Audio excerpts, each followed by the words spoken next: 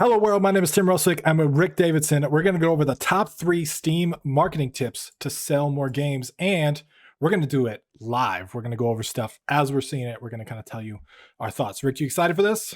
Yeah, living on the edge, man. Let's have a look. Let's see if we can give some good insights. So I'm on Steam, and I want to talk about our tip number 1, which was the 10-second test.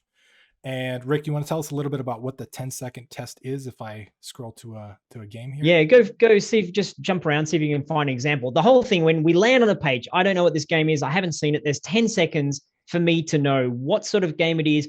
Am I interested in playing it? Does it look cool? Sometimes it's 5 seconds. People have a quick look and they're out of there. So if you don't capture someone in 10 seconds with your absolute best merchandise, your best stuff, the video is super, super important. You can see we're looking at a video here. Yeah. You don't want to waste that 10 seconds with your title page, made by Rick Studios.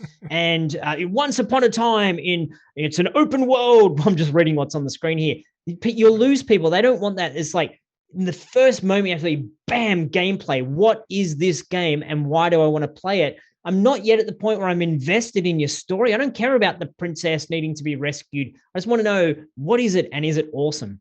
Yeah, so I stopped this video at 10 seconds and I can tell you right away, I don't kind of know what the game is. Like, I can read more, but if I'm on Steam and I'm shopping for a game, I don't know what the hell I'm looking at. And that's 10 seconds is all it takes for me to just be like, okay, this isn't for me. So we brought up just before you jump on that, Tim, if you have a look just on that one, if you look even at the description, so you've got your video, you've got your thumbnail-y image thing, and it's like, embark on a perilous journey across a realm forsaken by the gods. It's like, I don't care. I don't know. It's really hard. It's a knife through the heart for someone who's a narrative game designer. It's like, that stuff comes after you've won them with the gameplay. That's flavor to make it even better. That's not, you don't lead with your story. You got to get me interested in paragraphs of text is the least way that you could ever get me interested. So I pulled up another example here because we were looking at this a little bit earlier before it started. And if I refresh this page, immediately what I see is just kind of a blank stuff. So there's no trailer at all on this. And on top of that, I can't actually tell what I'm doing or what this is for, right? So it's not to call out any developers. We love people that make games everywhere, but I don't actually know what this Steam page is showing me at all. I don't know what this is. Exactly. And a lot of the purpose of us having this kind of conversation is to say to people, you're somewhere between, you've just put up your page and you're super ready and you're super tight. And I think this one is earlier on. You can see that the image, we'll talk about that a little bit later on. It's just kind of a purple thing, and Angelwood, don't know what it is. What's the game? How do I play it? So video here. I mean, first step, get a video. Yeah. And show me some cool gameplay. So if I refresh it though, the 10-second test is actually spent most of the time on a blank image, right? So even if they couldn't do a video, I understand, but this is not the right. But Tim, did you try pressing any button that might have helped? This I did not. Oh, it pulls up a dialogue button. There you go. You just needed to press a button. That's what I needed to do. So, maybe this theme page is the game. You have to figure out what to do. Yeah, I mean, there you go. We missed it's a coming soon, and there's a thing. You should be getting your Steam page up pretty early when you've got something that you think is worthy. People are going to look at it and be like, "Wow!" But you don't want to do it too rough and raw. And what we're looking at here is, it looks like it's pretty early, which is great. Practice, get some feedback, but as soon as you can, get some of that polish in there. Yeah. So on the flip side of that, I've got a game I pulled up earlier called Polybridge 2, and immediately in the first 2 seconds, I can tell what kind of game this is, right? Yeah. Like, oh, this is a building game. And if you notice, they had the logo in the first 10 seconds, which generally I would say stay away from, but they added the action first. And now I'm invested. Now I want to keep watching. I want to see all this cool stuff. Right. But it took that first 10 seconds for me to even want to do it. And that's it. We talk about 10 seconds, but it's not 10 seconds and done. It's like, oh, here's my video. It's 10 seconds and that's it. The first 5 seconds was interesting. Then I watched the next 5. Then I watched the next 5. And you look at this, it's cool. Like, the gameplay looks cool. It's a good game. And being a sequel, it's got the advantage of they've already figured out their pipeline and their processes and their artwork. Right. But I want to keep watching it. How long was that video in total? 45 seconds? Yeah. That's a great length of time. And it's interesting. It looks really cool. They've given us their best stuff. Yeah, and even if I skip the video here, so let's say I, for whatever reason, I start clicking, which sometimes people do, you can still tell right away kind of what the game is immediately. Unlike some of the other games we just looked at, like I don't really know what all that stuff is, so they don't pass the 10-second test because I don't know what they are. You know, in addition to that, check out this description. We were just pointing Yep. out the really long, wordy ones. Literally, it's like one sentence, right? Yeah. And it's, they've got words in there. So the acclaimed, then you get there and you say, well, the first one must have been pretty good because it's the acclaimed. And it's a bridge building. Aha, bridge building. Got it. I know what that is. Indie. Okay. I like to support indies. This is good. It's made by a couple of people. And it's back, more levels, more features, more physics fun. So this is a sequel. It's a little bit of a different proposition. But basically what they're saying here is the first one was awesome. The second one's even better. That's clear what you're saying. What about, do you have any examples of brand new games that aren't sequels that we can have a look at? I think we might return back to Polybridge because there's some other good things to show from that. We can take a look. For some of our Mature other content points. is probably not a good one to do. What is this one? Last Campfire. This one, I like this right away. It starts with kind of what the game is, but it also starts with the accolades. So we're at 8, 9, 10 seconds. I think this if you've got that. So a lot of people watching are going to be saying, well, I don't have, all these indie game of the year from wherever. So if you've got it, put it there. But sometimes even quotes, if you can get out there and get some quotes from people that are recognized, I really love this game, enjoyed this game. It's kind of good. I can immediately get that this is a puzzle game though, just from that first 10 seconds. Like this obviously is good because it's got all the accolades, but this part shows me it's very puzzly, and this part does too. And that's all in the first 10 seconds. And then on top of that, you've got and it looks really lovely. So you're seeing the loveliness. The visual aesthetic quality of it definitely helps, right? It helps sell the thing because it's such a visual medium. That's what video games are. It makes me want to watch the rest. And honestly, this whole trailer is 30 seconds. I think that's great too. 30 to 45 seconds is great, especially if you have a very powerful 5 seconds. And you can always include videos like this that are longer right after your Steam launch, which is pretty cool. That's a good point. Yeah. The first video that you have is the 30 to 40 second, very gameplay centric. And then if you wanted to give more depth, people are looking at saying, I kind of maybe like this, but I'm not sure. Then the next video, sometimes people include their Kickstarter video because it's more of the behind the scenes, who we are as developers, establish a little bit of a relationship. I think that's okay. But you can go into more depth. You can talk about the story. You can talk about why this is going to be, worth your money and worth your time investment. So quick video, 30 to 40 seconds, and then bigger videos. What about images, Tim? I don't find that images are really, I don't look at them as much nowadays. It's more about the video. I think images are important, but I think the video is super important. The image that is important though, and that brings us to our point number 2, is to create a captivating capsule image. Now you might be asking, what is a capsule image? Well, Tim, what's a capsule image? Like Rick just asked, I'm glad you asked that, Rick. A capsule image is the image that shows up right here in the listing of games. So when you get listed on Steam, your capsule image is going to be listed next to a bunch of other capsule images. And this image is important because it does 2 things. One, it tells me what this game is supposed to be. It tells me whether or not this game is for me. And it also kind of tells me a little bit about the genre and the feel and the aesthetic vibe to it. So we were talking earlier. It's always got the name on it, doesn't it? It's the name. So you can quickly see what it's all about. And then you don't have a lot of real estate. The name is taking up sort of 50% of that image there. But the font that you use, the type that you're using, the colors, everything has to say, as you're saying, Tim, has to say, I'm this sort of game. Right. And if we look at, so Eternium, I don't know what these games are. So, but Eternium, I can't actually tell what type of game that is, right? Like it seems like it's mystical, magical kind of deal, but I don't know. If we look at Monster Crown though, immediately what I think is like Pokemon. Yeah, that's nearly suable, isn't it? How Pokemon like it is. It's very there's a dude with a backpack and a guy with a shell. That's very Pokemon. Important though, because if I'm a fan of Pokemon games and I see a capsule image that looks like it's a Pokemon game, that makes me click.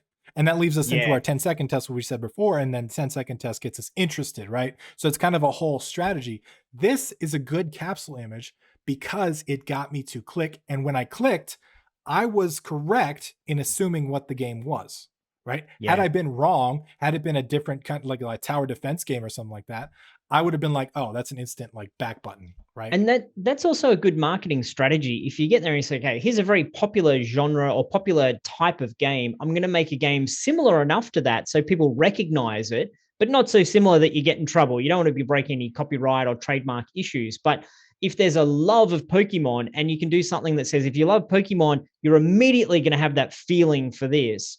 Yeah. What else have we got in there that you think, like So, Potion Craft? That looks like a more simple, like it's a very simple, the art style more pixel arty. yeah.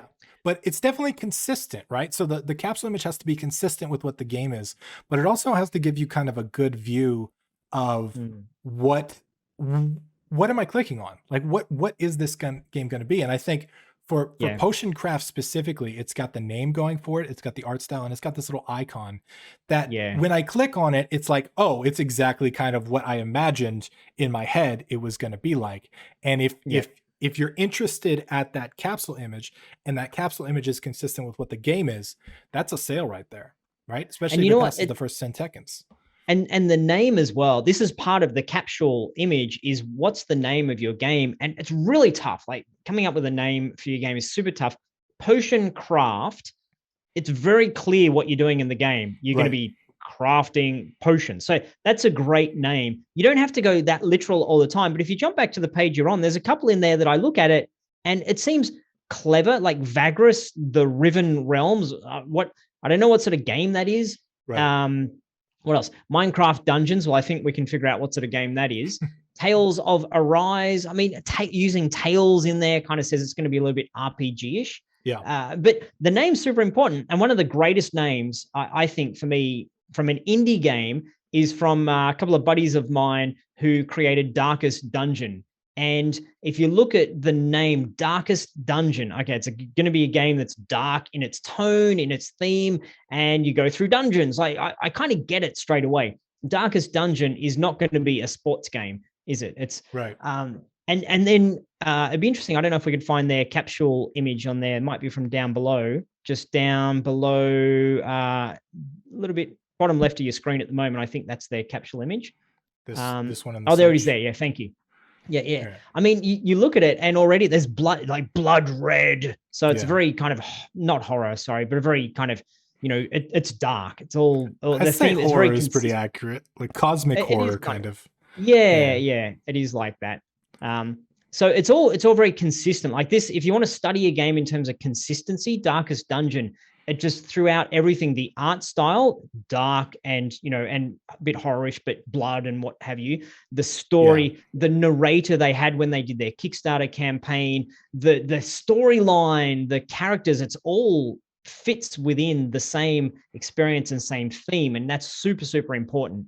Aesthetically, it's very consistent, and it pulls you in. Like every game has a strength and a weakness, right? And Darkest Dungeon definitely has the aesthetic consistency, and they've got that audio narrator, which is very powerful. Yeah. And I think if you take into account like their capsule image here, it's very similar. Now you don't actually have to have the same capsule image here. You can, but any like decent game seems like they change just the title to kind of the title and a little bit of the theme of the game. It's different aspect ratio, isn't it? So the capsule is very wide. Right. I don't know the exact dimensions, but then you've got more of a standard aspect ratio for that other image. Yeah. So yeah, exactly. It's a very wider image, and I think you can fit more stuff on the sides than you can in the center there, and I think that's important. Yeah. So we went through 10-second tests. We went through creating a captivating capsule image. The third and final one here, which I think Darkest Dungeon is probably a good one to kick us off here, but that's the skimming test.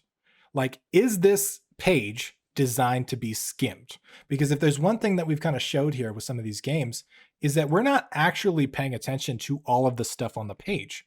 Right? What we're doing is we're loading it in. So I'm going to refresh it just like I clicked on it. I'm going to load it in, and I'm actually not going to watch this video. I'm probably already gone by now, right? I'm going to start skimming. Like I might skim the video, I might skim the image, I might skim because your first test is, do I know what this game is, and does it look interesting?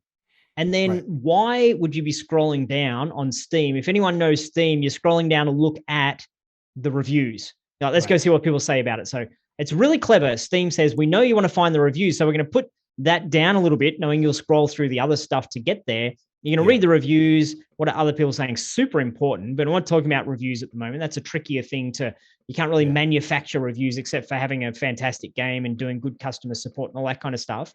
But what did you just skim past when you were getting down to the reviews? That's the thing, right? So I'm scrolling down the reviews, but I have to go through this section like to get there, right? And there's a couple things here. So one is the update section of the game. So, well, first of all, you've got the whole buy the game and buy the bundle and all that stuff. But right below that is the update section. So this is underutilized. I definitely underutilized this with my game Philophobia. I did not post updates, but you can post updates and they show up right here. And if you post another one, it'll show up alongside it here. That's a really good way to, one, show people that your game is still active, but two, show them that all the new things and cool content patches are coming, especially if you're in early access, because people want to know the game is not dead, right? And you need to show that like stuff is being updated and bugs are being fixed and community. But even if it's not like game related, just saying like, we launched the game, you can add some really cool information here. Being active, when I see particularly something in early access, if I see that the developer is active and active very recent, I'm like, cool, they're paying attention. Yeah. If it's from 2 years ago, maybe this game isn't being maintained. Right. People want to know that you're on it and that you're available. Yeah. The other part of this is the about this game part, right? And so what I see a lot of people do, what we've seen, I think back here, is look at, this is what a traditional indie kind of description looks like. And it's just a wall of text, right? We've done that. I've done that. And that's also like, I need to put some stuff here. I'm in a rush. I'll just put some stuff here because some stuff is better than no stuff. And this is a really good first step. Work out your headings, like, play around with your headings, figure out what they're going to be. What are your catchy words? So you want to practice it first before you get there and kind of bake it in. And if you look at Polybuilder, they've gone and baked theirs in by having graphics for the headings, which I love that. As I'm scrolling through, I'm catching that soundtrack, springs, physics, irrespective of whether they're good or not. New physics, I don't really know what that means. That's not what we're talking about at the moment. We're talking about the fact that it pops because that font is put in there as a graphic. Right. It actually, even the color choice too looks really good on the Steam It looks background. good on the Steam page, doesn't it? It's designed to work on this Steam page. Right. Yep. And taking this to the next level, let's look at like Potion Craft, for example. Look what they've done for their updates, right? Their announcements. So out now in early access. Thank you from the developers. Even something as simple as this, right? It makes the game seem active, right? There's stuff there. And then you scroll down more and they've got the reviews, but they don't have a wall of text here. They've got our little Discord link to join. But their Discord link is animated too. So it's kind of like click here to join the Discord. Cool. And so is that animated? Is that a GIF, the reason that it's animating, or is that animating through some other sort of mastery? It's a GIF. So okay, so you just make, and so I've seen a lot of GIFs in this about section just to reinforce the kind of the 5-second wow that we're getting from up in the video. Right. And so that's what they've got down here. This is great here. As you're scrolling through, you're like, yeah. It's about making potions and smashing the mortar and pestle. You get the game in the GIF, right? Like you get what it is. So even if you like went on the page, 5 seconds, see, that's the first 5 seconds of their video. Did you see that? That's the same thing as their GIF. Yeah. They know that is the selling point of their game. And that's why they're showing it right up front, because that's the thing that you do. And so even if you missed it and you scroll down and you're doing other things, you get it right there, right? Yep. Boom. And then most people don't click read more, but if you do, there's more. Like if I'm interested in the game, if I like what I see, if the capsule image made me click and the 10-second rule made me interested, I might click read more. And at that point, it's got to reinforce how I feel, right? Like it's got to not disappoint me. And then I'm still on my ways to reviews, right? And then you're like, oh, now, fun fact, people actually pay attention to negative reviews. And that's the first thing they're looking for. So if you can get a negative review that says charming and engaging gameplay loop, right? Like that's a really good review because a lot of people search for negative reviews. But specifically what we're aiming for this time is this kind of like, skimming design, and that's what this is kind of designed for. A lot of the good games are kind of designed for skimming. Like this one isn't animated, but it's kind of, it takes those bullet points and it makes them more visual, right? Like discover a purpose, on a journey, uncover a world, light the last campfire, all this stuff. Yeah, Yeah, graphics in there. And you know what? If someone's watching this now and they're like, well, I'm a solo indie, I don't have a lot of time to do this stuff. I'm not a graphic designer. I think if you're going to spend a budget on anything, it would be getting someone, like paying someone. It doesn't have to be a lot of money, but pay someone to help you with that capsule image and with your main image, and maybe to do a font, or to say, here's a good font that you can use throughout all these different parts. So then you can create that font yourself, or type the stuff and then save it out as an image to put on the page. But Right. for a small amount of money, you can do that.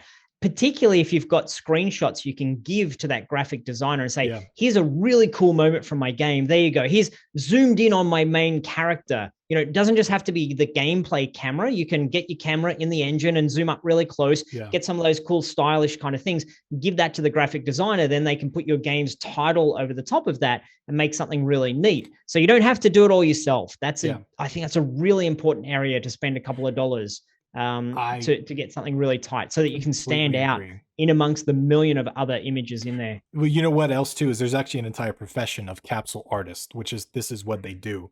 And now, granted, some of them could be expensive. Like if you want to spend $1,000 or $2,000, it might seem like, oh, I should really add this feature to my game, or I might do something else with that money. But let me tell you, if you spend money on a capsule image, and this capsule image does what Monster Crowns does, for example, if it does what some of these games do, where you can identify what the game is, it's interesting, it's captivating, it's engaging, it will make you money. It will drive more traffic to your Steam page, and Steam will test you on this. They will actually see what your click-through rate is, and only if your click-through rate and your conversion rate are above a certain point will you get pushed out to more and more people. So it is a very, very, very good investment. And same thing with the other two tips that we've been talking about, the 10-second test and the designing for skimming. Those you can probably do a little bit more yourself, but like with a video, for example, that's a whole skill set on its own, right? You may not know what's exciting and interesting about your own game, and sometimes it does help to have somebody help you with a video to kind of make that happen. But and speaking of skill set, that's something that a lot of our community asks us: how do I market my game? How do I promote my game? How do I get better at this? How do I know these things? How do I know what's working in 2021? So Tim and I are putting together a workshop. It's an event, online event. It's 23rd and 24th of this month. So if you're watching this video and it's still October 2021, then you're in the sweet spot. You can catch us at this event. Tim, what else should we highlight about what we're doing in there? So we're actually going to teach you how to make the tools, training, and tactics to make your first $1,000 on Steam. And I'm super excited because like this is the big thing that a lot of people struggle with, right? Is how to make your first little bit of money. Now we talked about Steam stuff and how to set up your Steam page and all that. We get 3 Steam tips on that, but there's a lot more to it. There's how do you get people to the page? How do you make an interesting game, right? So this is actually what we're going to cover on the 2-day event. We've got 6 different things here. Rick, do you want to start with the first one? Yeah. So what's working now? What's the latest successes? What are people doing? It's really different. Even 6 months ago, a year ago, 2 years ago, there were different things that were working on Steam in the indie game world that nowadays you need to be doing what's working today. So yesterday was Facebook. Today is Discord. Yesterday might have been a mechanism for reaching out to Steam. What am I trying to say here? Not Steam, streamers. Yeah, steamers. It's a whole new group of people, the steamers. Reaching out to streamers and YouTubers and content creators. Now there's a specific way to do that. There's certain people you need to contact. There's certain ways you need to contact them. So what's working? And also, something that we go into pretty deep in the workshop is how do you design a game that stands out? How do you create an experience? How do you make it remarkable so that when someone clicks on your page, they're like, that looks really cool. I'm interested in, whoa, I didn't expect that. And there's a real art to that. There's a real skill to it. And also the give a damn technique, which I'm a huge fan of. So many of us as indie game developers, when we communicate about our game, will say things like, it's finally here, or amazing news, I've done a thing. People don't give a crap about that at all. So you want someone to give a damn. What's in it for them? How do you speak to your audience? How do you communicate? So people say, wow, okay, I'm interested in that. That's about me. It's not about the developer. And on top of that, we're actually going to go through like the tactics of this stuff, right? So number 4 here is a viral GIF design. We're going to go through how to make a GIF, how to edit it, how to cut it together, how to actually publish it, where to publish it, what to say about it, and make it go viral. Now, we can't guarantee it goes viral, obviously, but we're going to do everything in our power to share some of the things that we've learned about making GIFs that spread. Because I've gotten a GIF to the top of Reddit, and I know what kind of traffic that does. It can literally take down your Huge. servers with the amount of traffic. So we're going to go through actually how to build a viral GIF from the ground up, like technically and theoretically, which is pretty cool. We're going to go over getting YouTubers and press to pay attention, because everybody knows that YouTubers are a big part of the strategy these days, but how do you get them to open your emails, respond, and actually cover your game? Like, what do you say? What do you say in the actual subject line of the email? What do you write in the body of the email? Do you tell them you really like the content, or do you send a generic email to everybody? Or like, how do you actually do that? We're going to go through that in the event. And then lastly, we're going to go building a Steam page that sells. We talked about the top 3 tips that we have, but there's a lot more intricacy to a Steam page, because Steam page is the single point of contact that everybody has to go through to buy your game if you launch it on Steam. And because of that, that page is so critically important. And we're going to go through highly specific tactical and practical details of how to build a Steam page that sells.